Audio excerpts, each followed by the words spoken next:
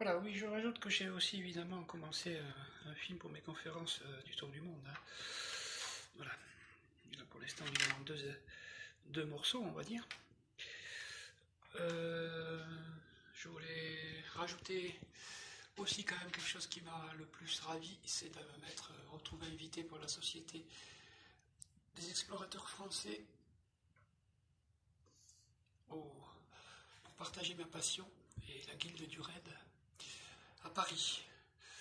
Alors voilà, leur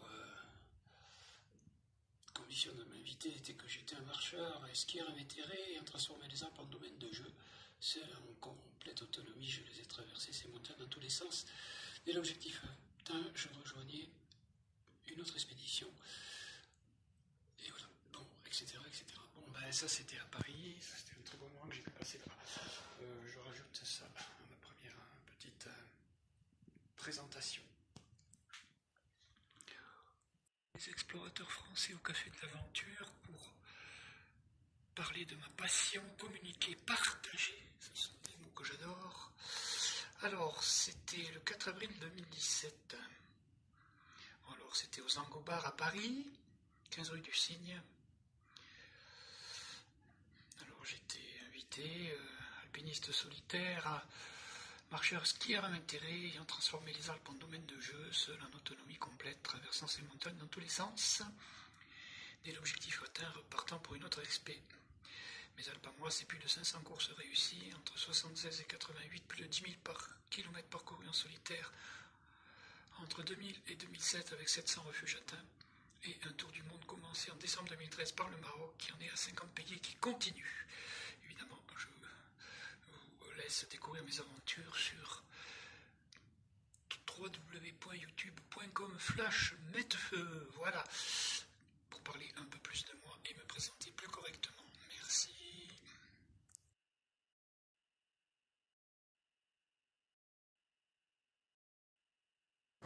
Bon,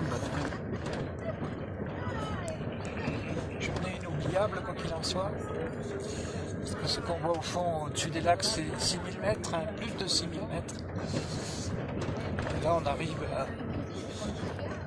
arrive quasiment à 5000 mètres d'altitude. Uniquement quelques heures de sommeil depuis hier soir et plus de 6000 km d'avion cette nuit.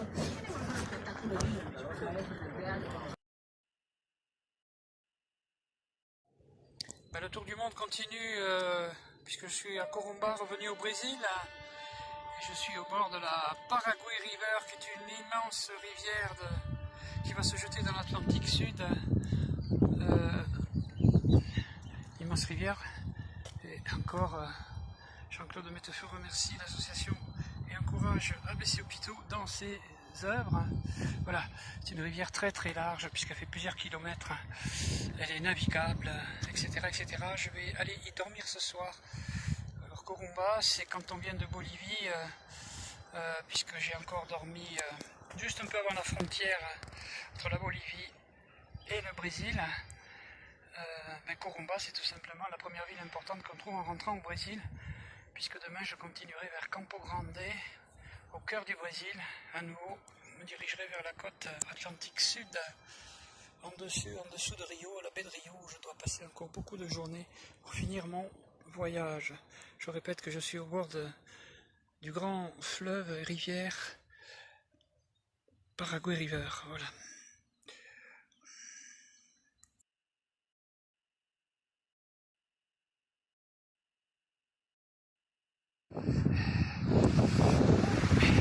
Et oui, un petit surfeur est là, au-dessus de moi, à côté. Il va réussir à partir, il part.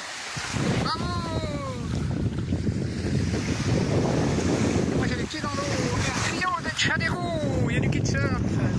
Ben, c'est la plage qui est la plus près de mon hostel, à même pas 10 minutes à pied. Ah, je suis content de voir ça. Et moi c'est ma deuxième baignade aujourd'hui, on est le 27 juin. 4 jours. Le soleil est là, vous verrez. Je vais me rebaigner. Bonjour tout le monde.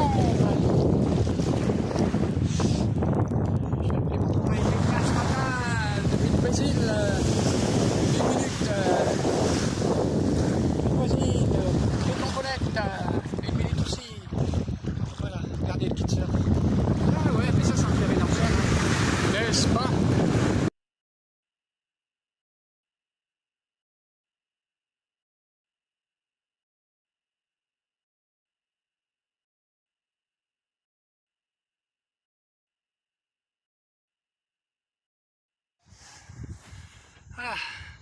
On est le 4 août 2019, Jean-Claude Métefeu est en solitaire en Italie, sur le glacier de Val Tournanche. Voilà. Voilà, alors encouragé à baisser au pitot. Je suis là, tout va bien, je suis à 3500 mètres d'altitude. Je vais monter au Breton de Passe à 3800 mètres. Et là on est au-dessus de Bruxelles avec une vue magnifique, évidemment à l'horizon, puisqu'on peut quand même voir le sommet du Mont Blanc, tout là-bas, voilà. Voici du Grand Paradis, tout là-bas aussi. Voilà, je continue, direction le grand glacier de Verran solitaire. Et ben, 53e pays, on est en Géorgie. Jean-Claude Métefeu soutient l'ABC Hôpitaux à sa façon, en partageant ses aventures sur YouTube, où je viens de mettre des vidéos depuis que je suis arrivé en avion hier à 3h du matin à Tbilissi, la capitale de la Géorgie.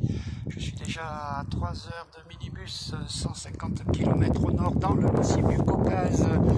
Donc je suis très près de la Russie. Ah oui, je suis assez loin de Chamonix où j'habite. Voilà, un petit bonjour à Gérard Régal de Jean-Claude depuis Kazbegi. Kazbegi, ça s'appelle, c'est l'ancien nom, mais il est toujours en service. Maintenant, l'invité, ça s'appelle Stefan Sminda. Je vais rendre là ce qui passe. Évidemment, mon but serait d'atteindre les 5047 mètres dans le massif du Caucase géorgien, en passant un col qui me fera marcher sur un glacier important en Russie, les 5047 mètres du Kazbek qui se trouve derrière moi. Malheureusement, j'attends que ça se lève, ce qui est au programme pour les jours suivants. Il est là-haut, mais là-haut pour l'instant c'est assez couvert. Hier il pleuvait, donc il y a de l'amélioration.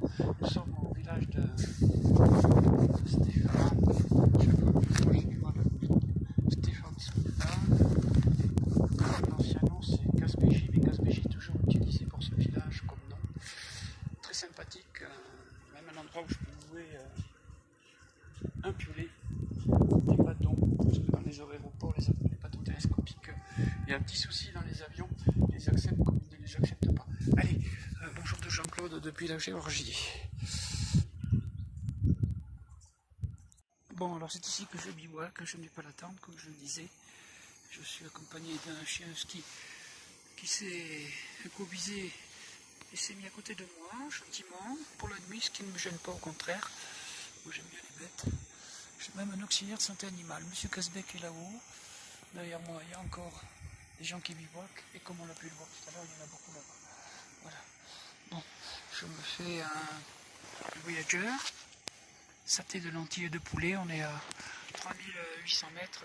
Jean-Claude apprécie et est habitué à ces repas avec des riches en protéines, en fibres. 15 à 182 kg, je vous lève. 316 kcal pour ça. Je vais me régaler, il y a de la viande dans mon jet boil pour la nuit. Voilà. Allez, à demain tout le monde, j'ai plus que 50 et quelques % de batterie. Au programme, les 5047 mètres en solitaire du Kazbek glaciaire. Sommet du Kazbek, récit glaciaire, Caucase, 5045 mètres en solitaire. Difficulté à la fin technique réelle, limite pour moi, presque 9 heures, 10 heures d'ascension, plus de batterie. Peut-être ça va couper, mais c'est réussi. Il doit être 2 heures de l'après-midi, si c'est pas 3 heures. Je me suis levé, je suis parti à 4 heures du matin. C'est hallucinant, mais je suis trop heureux. Pour tout vous dire, il y avait 1% de batterie quand je l'avais laissé dans ma poche. Voilà, on est en haut du 2e sommet de Géorgie, dans le Caucase. Bonjour à tous mes amis, je dois absolument me dépêcher de descendre. La perte de nuages, je ne l'oublie pas du tout. Je ne suis pas arrivé à la station météo. Tant que la batterie tourne, j'en profite. Voilà, le panorama est complet. Il y a 3 Ukrainiens, même 4 qui montent derrière moi, qui m'ont pris en photo. Je croyais que je ne pouvais plus avoir de documents. Ils vont me les envoyer sur ma messagerie. Soutenez l'ABC Hôpitaux de Jean-Claude Métefeu. Allez, je dois descendre. Vive la vie!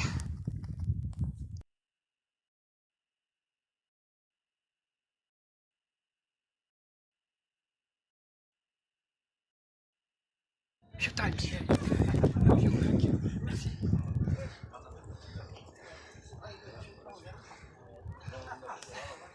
Et je suis Enjoy. par monsieur Poulounet, merci.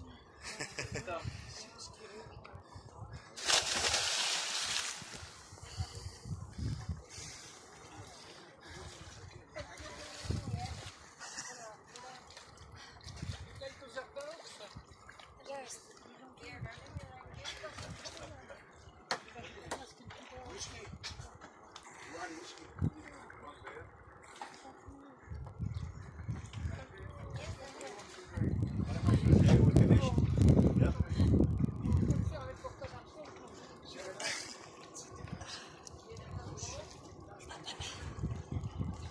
Watch out for big fish.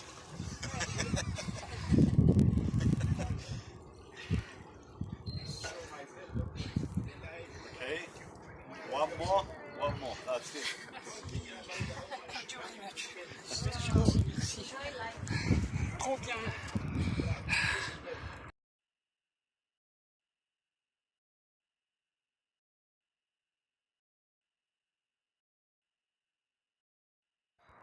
Eh ben oui, Genève, avant l'avion pour la Suède, pays nordique, un petit bivouac pas loin de l'aéroport pour la forme, puisque l'avion est à 7 h demain matin. Voilà. Alors évidemment, je soutiens toujours l'association ABC Hôpitaux dans mes aventures. C'est parti pour un tour. Il fait pas froid, ça va, c'est un peu gris, mais c'est pas mauvais temps. Et Benjamin Trigano suit cette aventure puisqu'elle est avec moi.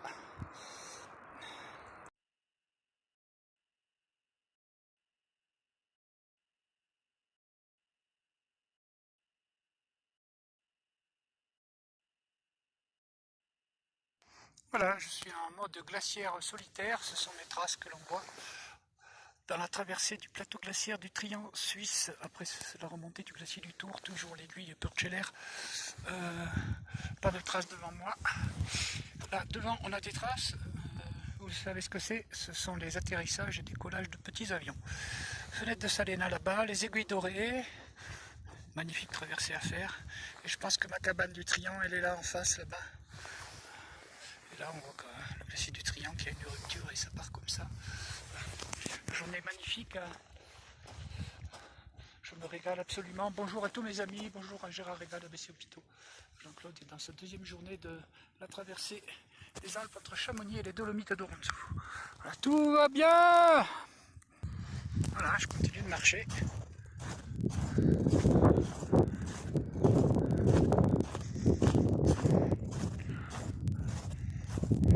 Je vous dis tout ça, non mais... Hein, je recontacte mes amis...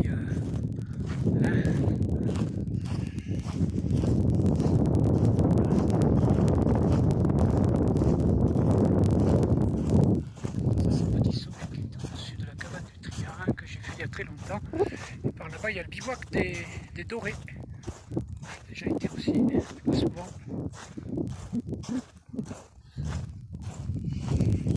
Une journée comme ça. Comment voulez-vous être ailleurs dans la nature? Les merveilles de la création.